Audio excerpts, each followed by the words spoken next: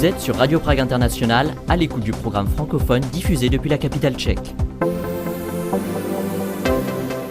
Et vous avez bien raison, Dobrý den, bonjour à toutes et à tous. Nous parlerons dans cette émission d'un livre qui ressuscite le ghetto juif de Prague, un livre passionnant qui s'intitule Pražské příběhy, le monde du ghetto juif dans le passé. Ce sera au début de cette émission. Dans la deuxième partie de cette émission, un nouvel épisode de notre série consacrée à vous, chères auditrices, chers auditeurs, à l'occasion du 90e anniversaire de notre station. Mais on commence tout de suite avec un point sur l'actualité et c'est en compagnie aujourd'hui de Guillaume Narguet.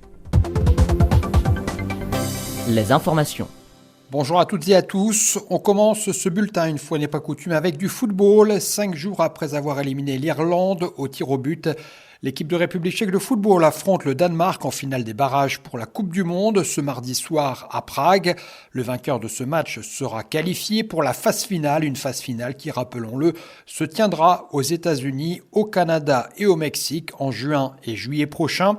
Depuis la partition de la Tchécoslovaquie, la République tchèque n'a participé qu'à une seule phase finale de la Coupe du Monde. C'était en 2006 en Allemagne, en cas de succès contre le Danemark. Un Danemark qui a éliminé la Macédoine du Nord 4-0 jeudi dernier à Copenhague dans l'autre demi-finale des barrages et que la Reprezentace n'a plus battu depuis 7 matchs. Il s'agira donc d'une grande première pour la République tchèque depuis 20 ans.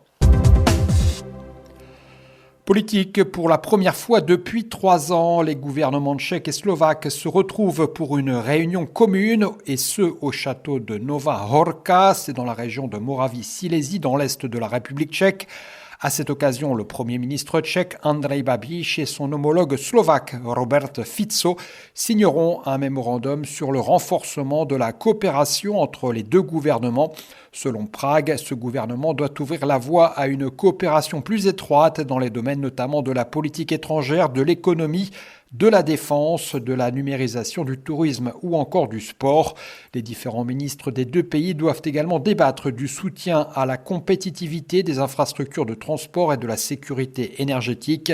Rappelons que le dernier conseil de ce type s'était tenu en mars 2023.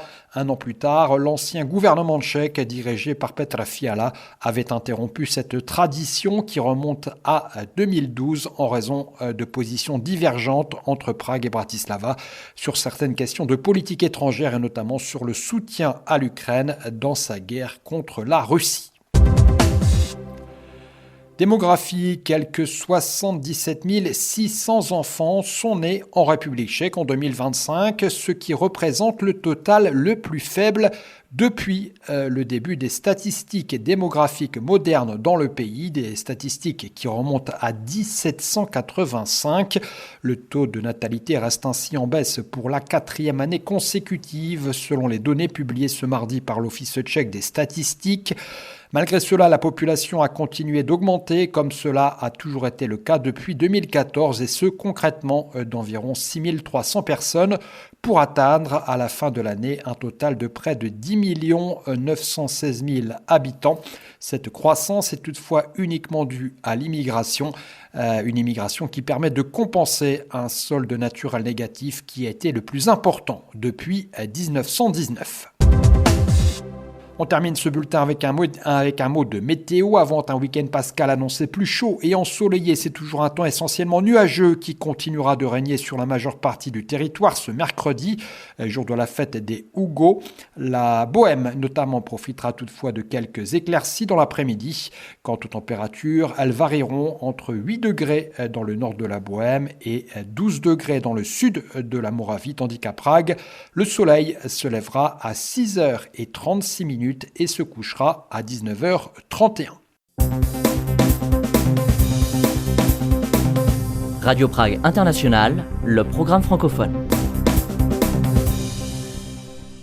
6 synagogues, l'hôtel de ville juif et le vieux cimetière, c'est tout ce qui reste du ghetto juif pragois. Et pourtant, au milieu du 19e siècle encore, ce quartier comptait Plus de 10 000 habitants. En apparence, il ne reste donc que quelques vestiges de cette ville juive presque complètement rasée au tournant des 19e et 20e siècles. Le livre intitulé Krainu Żydowskiego Getta, dans le paysage du ghetto juif, publié par l'écrivain Dan Ruby, démontre cependant que rien n'est tout à fait perdu et qu'une recherche assidue peut faire ressurgir du passé cette ville engloutie par le temps. Plus d'informations, c'est avec le monsieur littérature de la rédaction, j'ai nommé Václav Richter.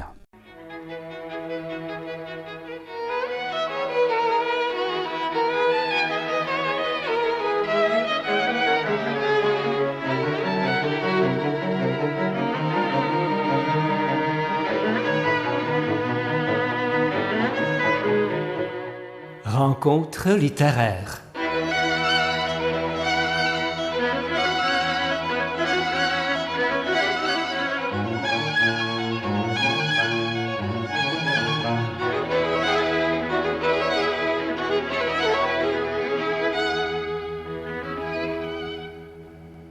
Quand on se promène aujourd'hui dans les rues de l'ancien quartier juif de Prague, on voit surtout des immeubles de rapport dans des styles éclectiques, Art Nouveau et Sécession, qui ont remplacé au début du XXe siècle les quelques 600 maisons rasées du ghetto. À l'époque, ce changement s'apparentait à une invasion de la modernité dans un quartier insalubre dont la population pauvre a été chassée dans la banlieue. Cette initiative qui visait à transformer cette partie de la ville selon le modèle haussmannien a cependant suscité le rejet et des protestations d'une partie des élites intellectuelles et des amateurs de l'histoire, mais les démolisseurs ont quand même réussi à imposer leur vision d'une Prague moderne. Des maisons branlantes et des taudis ont cédé la place à des édifices pour des locataires aisés. La misère a été remplacée par le luxe. Dan Ruby démontre cependant dans son livre que sous ce quartier assaini sommeille encore le vieux ghetto pragois avec son histoire millénaire, ses innombrables destins humains et ses légendes. Oblast židovského getta, 5. čtvrti nebo Josefova do Staré Prahy patří. Le ghetto juif, le 5e quartier ou le quartier de Josefov fait partie intégrante du vieux Prague. Je dirais même que c'est une de ses parties les plus importantes. J'ai toujours été intrigué par les destins des familles et des individus qui avaient commencé à Prague et qui s'étaient poursuivis et développés dans des pays lointains, non seulement en Israël, mais aussi par exemple aux États-Unis. Nejen v Izraeli, ale třeba i ve Spojených státech. Dans son livre, Dan Ruby évoque donc d'innombrables personnes liées au quartier juif. C'est toute une chronique de vie, d'aspiration, de faits et de méfaits des habitants du ghetto, de leurs soucis, de leur humour et de leur destin parfois tragique, de leur générosité et de leur mesquinerie. Et parmi eux, Dan Ruby a aussi choisi un certain nombre de personnalités dont l'importance a dépassé de loin les limites de ce petit monde isolé.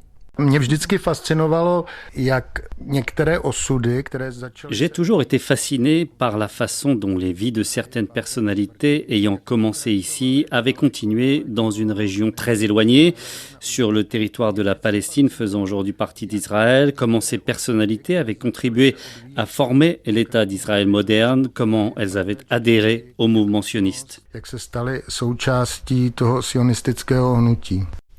Parmi ces personnalités devenues célèbres par la suite, il y a non seulement Franz Kafka et son ami Max Brod, mais aussi d'autres habitants qui se sont imposés dans la littérature, les arts et les sciences.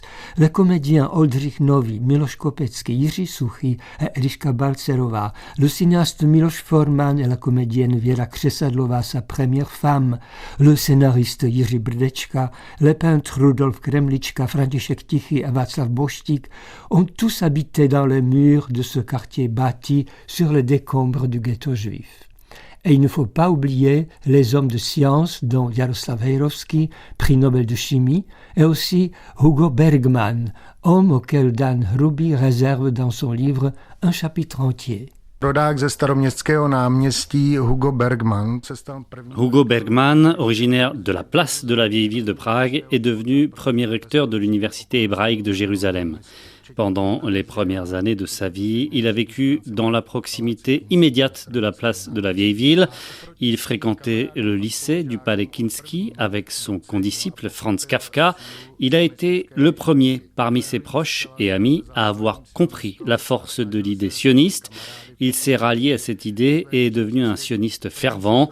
Il cherchait à convaincre de ses idées, aussi des amis, dont Franz Kafka. Après la Première Guerre mondiale, il s'est établi avec sa femme à Jérusalem, où il est devenu premier directeur de la Bibliothèque nationale d'Israël, dans des conditions extrêmement modestes. Nám se například podařilo sehnat fotku, která ukazuje, jak první knihy do knihovny. Nous avons par exemple réussi à trouver une photo représentant Bergman et les premiers bibliothécaires qui utilisent des ânes pour transporter des livres. Plus tard, Hugo Bergman est devenu, sur la recommandation d'Albert Einstein, qu'il avait connu lors de son séjour à Prague, premier recteur de l'université hébraïque de Jérusalem. V Praze prvním rektorem Hebrejské univerzity v Jeruzalémě. Le livre de Dan Ruby est cependant avant tout une source abondante de témoignages et documents sur le vieux ghetto et la vie de ses habitants qui ressurgissent de l'oubli grâce aussi à d'innombrables photos retrouvées dans les archives par la graphiste Helena Zahradecka. L'auteur amène le lecteur dans le dédale des ruelles sombres et humides, dans des tavernes obscures et bruyantes, dans la vie intérieure du ghetto où la misère engendrait le crime et la prostitution. Il évoque les épreuves qui se sont abattues sur le ghetto au cours de son histoire, les pogroms et les épidémies, et il ne peut pas omettre l'Holocauste, qui a été sans doute une des épreuves les plus terribles. Dans ce contexte, il nous amène également à l'école juive, qui était fréquentée par les enfants juifs encore au cours de la Deuxième Guerre mondiale, avant leur voyage sans retour vers les camps d'extermination. Un chapitre spécial est consacré par Dan Ruby à l'étoile de David, ce symbole de l'identité judaïque et du judaïsme.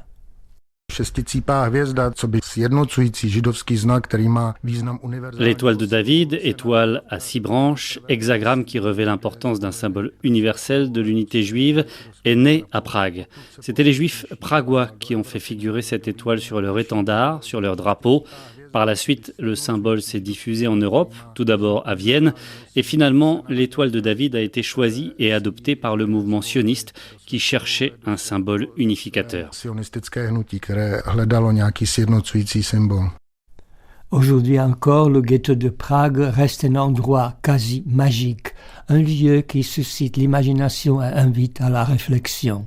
Parmi ceux qui ont subi le charme envoûtant de ces vieux murs, il y avait vers la fin du XIXe siècle l'écrivain pragois de langue allemande Gustav Meyrink. Il a situé à Prague, à l'époque de l'assainissement du ghetto, son roman Le Golem, inspiré d'une vieille légende selon laquelle au XVIe siècle, le rabbin Löw, grand kabbaliste connu aussi comme le Maharal de Prague, a créé un être artificiel auquel il a insufflé la vie et qu'il a doté d'une force magique pour protéger la communauté juive contre les persécutions.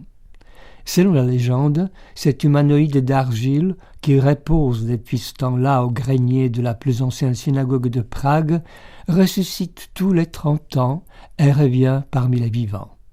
On l'a cherché en vain dans le grenier de la synagogue, mais cela ne change rien au fait que ce personnage légendaire reste étonnamment vivace.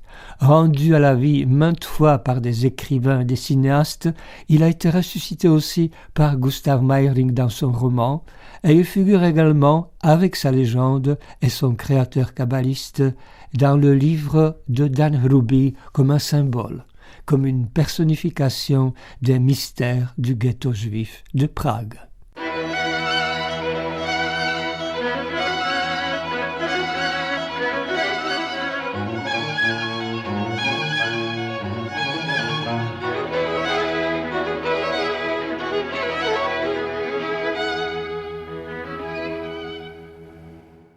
Suite du programme francophone de Radio Prague International avec notre série Radio Prague International et vous, série consacrée à vous, chères auditrices, chers auditeurs, qui nous suivez depuis peu ou depuis très longtemps, en compagnie aujourd'hui de Marco Tull. Marco Tull qui a choisi également une archive de nos précieuses archives et on l'écoute tout de suite. Il nous raconte d'abord depuis combien de temps il est dans la capitale tchèque.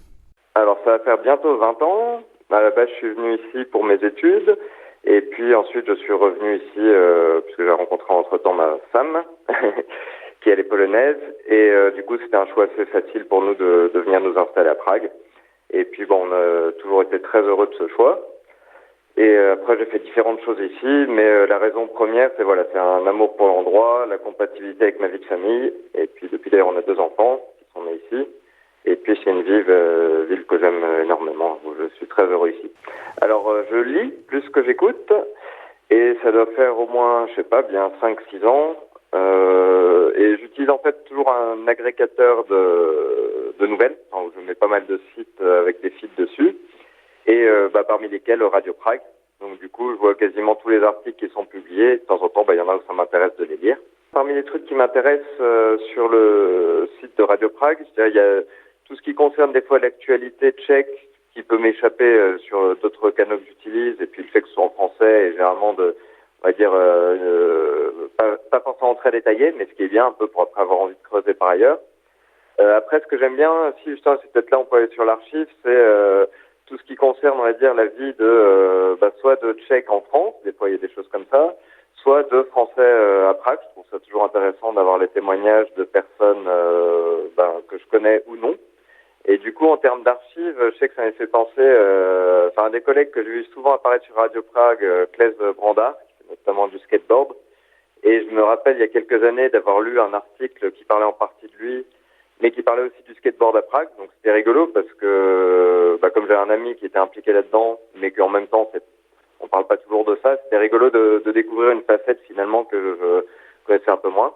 Et puis j'aime bien avoir un peu lire sur l'expérience d'autres personnes ici, sur la culture tchèque. Je trouve que pour un expatrié, voire émigré français à Prague, c'est plein de ressources intéressantes. Les articles généralement tombent juste sur ce qui en tout cas peut m'intéresser.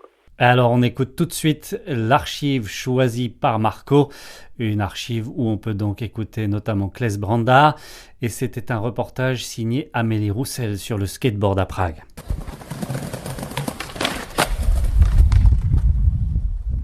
Sur l'esplanade de l'Etna, la place dite Staline, à l'endroit où autrefois se trouvait l'immense monument à Staline, est un lieu emblématique de la scène du skateboard à Prague. Bien qu'une sculpture appelée métronome y ait remplacé la statue de l'ancien tyran soviétique, la place reste mondialement connue des touristes et des skateurs. Beaucoup y viennent en provenance de tous les pays. En septembre 2019, suite à la décision prise par les autorités d'en interdire l'accès, une pétition avait été lancée et signée par plus de 1500 personnes en quelques heures afin de préserver le lieu. Libor, vendeur à Easy Rider, un magasin spécialisé dans le 2e arrondissement, revient sur l'évolution de la pratique et de la scène du skate à Prague. J'ai commencé quand j'avais 10 ans. Mes parents m'ont acheté un skate et j'ai commencé à m'entraîner seul. C'était il y a 30 ans et à cette époque, ce n'était pas encore aussi développé. Puis il y a eu des magazines et la scène du skateboard s'est développée. Il y a 15 ans, il y a eu un boom avec peut-être 20 magasins de skate à Prague et de nombreux skateparks se sont construits au fil des ans, notamment vers la place de la République.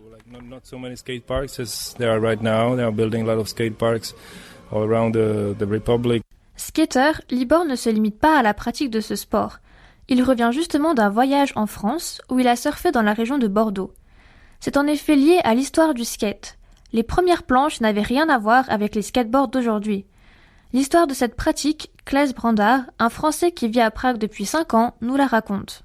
Je pense que chaque, pas uniquement skateur d'ailleurs, mais chaque personne qui est un petit peu intéressée par cette culture street, le hip-hop, le punk, le rock, le graffiti, enfin toute cette culture-là, va savoir que oui, le skate ça vient des années 60, quand les mecs pouvaient pas aller faire du surf, et que donc ils ont commencé à mettre des roues sous une planche qui était pas un surf, qui était pas encore un skate, mais qui allait devenir ce que c'est devenu maintenant.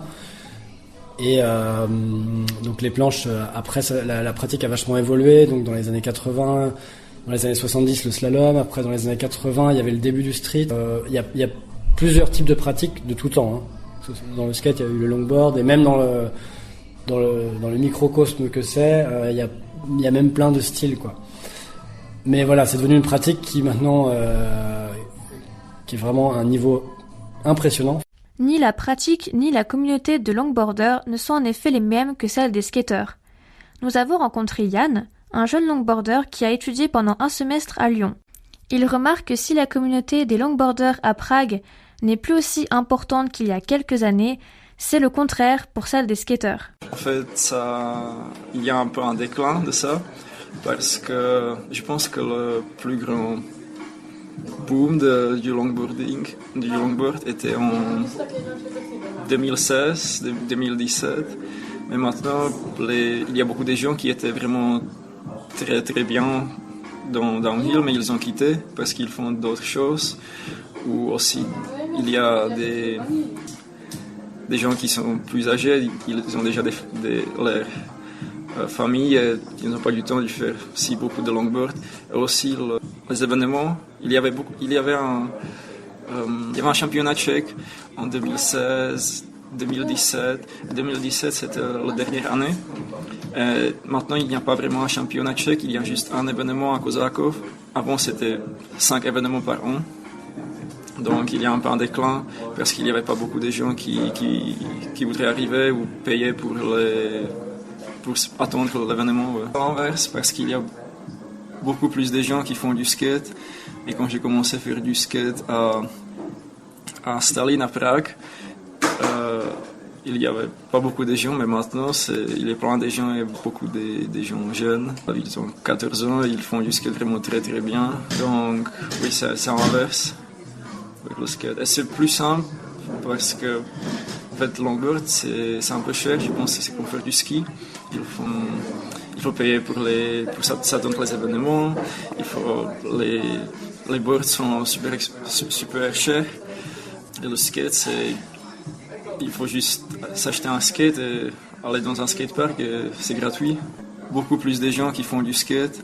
Et quand j'ai commencé à faire du skate à Stalin, à Prague, il n'y avait pas beaucoup de gens, mais maintenant il y a plein de gens et beaucoup de gens jeunes. Ils ont 14 ans et ils font du skate vraiment très très bien. Donc oui, c'est l'inverse avec le skate. Et c'est plus simple parce que en fait, longboard, c'est un peu cher, je pense que c'est comme faire du ski. Il faut payer pour s'attendre les événements, les boards sont super chers. Et le skate, il faut juste s'acheter un skate et aller dans un skatepark et c'est gratuit. Si la compétition internationale qui se tient à Kozákov est le lieu de rendez-vous annuel des longboarders en République tchèque, la Mystic Skate Cup est celui des skateurs. Claes Brandard souhaite s'y rendre depuis plusieurs années déjà. Clairement, c'est un gros événement. Moi, ça fait 3 ans que je me dis que je vais y aller et qu'à chaque fois, je peux pas pour des raisons professionnelles ou autres. Mais ouais, c'est un truc qui évidemment met en lumière les skateurs à la fois locaux et qui aussi fait venir des légendes pour nous. Après avoir débuté le skate à l'âge de 14 ans à Rennes, Claes nous livre son impression sur l'évolution de la pratique du skate de manière générale. Quand j'ai commencé il y a 21 ans, c'était quelque chose où quand on marchait dans la rue avec un skate, on était vraiment un outsider. Maintenant, c'est devenu un truc cool, c'est-à-dire que les gens, quel que soit leur âge ou leur CSP, ils aiment bien ça. Alors que quand j'ai commencé, il y avait un côté, on avait des regards pas sympas et tout ça. Et maintenant, je veux dire, c'est devenu un peu mainstream. Cette année, c'est la première année où ça devait être au JO. Enfin, maintenant, il y a plein de choses qui se font dans le skate. C'est devenu à la fois accepté, à la fois il y a toujours ce côté underground, et à la fois il y a vraiment un panel de gens très différents dans cette communauté. Il peut y avoir un fils de ministre, un médecin, quelqu'un d'un milieu très populaire, et c'est ça qui fait un peu la force de cette communauté et qui fait que ça grandit un peu partout. La pratique a donc gagné en notoriété et a acquis une image plus positive au fil des années. La communauté de skateurs s'est agrandie et comporte, comme Claes nous l'explique, des gens de divers horizons, en République tchèque aussi.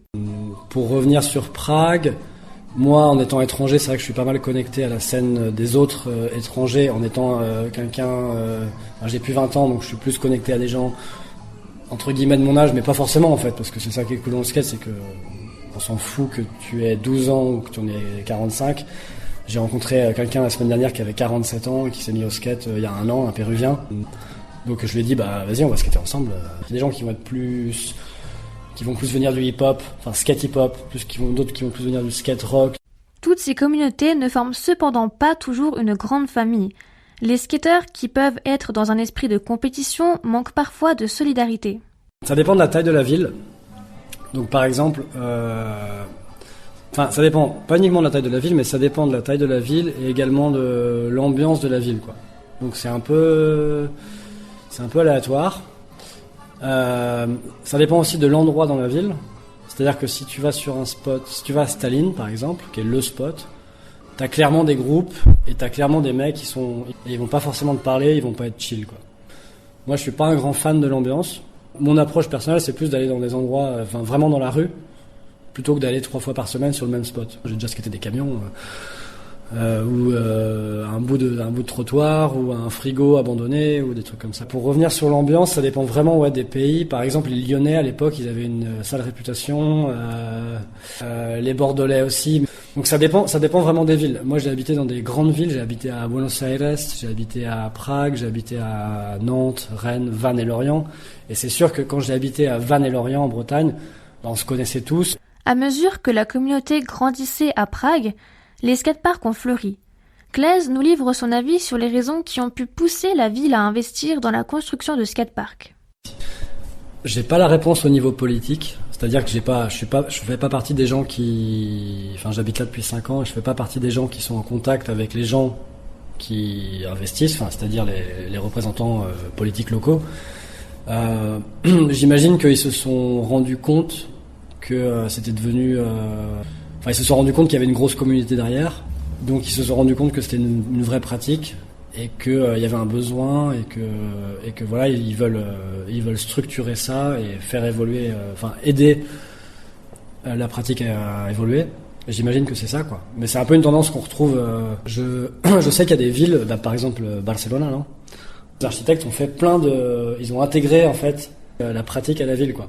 Et ça, c'est un truc que je vois pas du tout ici. Et donc si j'ai une petite bouteille à la mer à jeter, ce serait que j'aimerais bien en fait dans le futur, dans l'évolution, que quand ils font une place, une place, c'est surtout un lieu de rencontre en fait. Mais donc voilà, que le skate soit intégré, pas que le skate, mais je parle aussi ça peut aussi être le roller, le BMX ou un certain nombre d'autres pratiques. Mais par exemple, on peut faire une statue qui est à la fois jolie, qui est à la fois une attraction touristique, mais qui est à la fois un objet skatable. On peut faire ça. Intégrer l'architecture aux pratiques urbaines, c'est donc ce que Claes souhaite voir à Prague, qui n'est selon lui pas une ville skate-friendly. Par exemple, en raison des pavés, mais aussi des installations anti-skate. Claes admet que la pratique du skateboard dans les rues contient une part de risque, et comprend la peur qu'elle peut susciter. Toutefois, cette pratique a également des atouts. Je pense que y a beaucoup de gens c'est juste qu'ils ont peur. Ils se disent c'est dangereux, il y a des voitures, des gens qui passent, il y a des enfants. Ils ont raison. Mais en même temps, c'est aussi quelque chose qui connecte la société. Je sais que il y a plein de spots en fait qui sont des spots où il y a des non-skateurs qui vont juste s'asseoir et regarder. Ça apprend beaucoup de choses, notamment à des enfants ou il y a beaucoup d'exemples dans le skate de gens qui venaient de milieux super difficiles et qui se sont mis au skate et ça a été leur bouée de sauvetage, quoi. Parce que c'est quelque chose on apprend à tomber et donc quand on tombe, qu'est-ce qu'on fait ? On se relève. Ce serait bien de faire de laisser la pratique libre, c'est-à-dire de pas essayer de trop l'institutionnaliser et de faire que des skateparks où non, t'as pas le droit de le faire dans la rue parce qu'on t'a construit, on a investi dans 10 skateparks, donc on interdit tout le skate dans la ville. Et pour participer à cette série consacrée à vous, chers auditeurs, une seule adresse, radioprague90, radioprague90@gmail.com. On se retrouve sinon demain, même heure, même fréquence.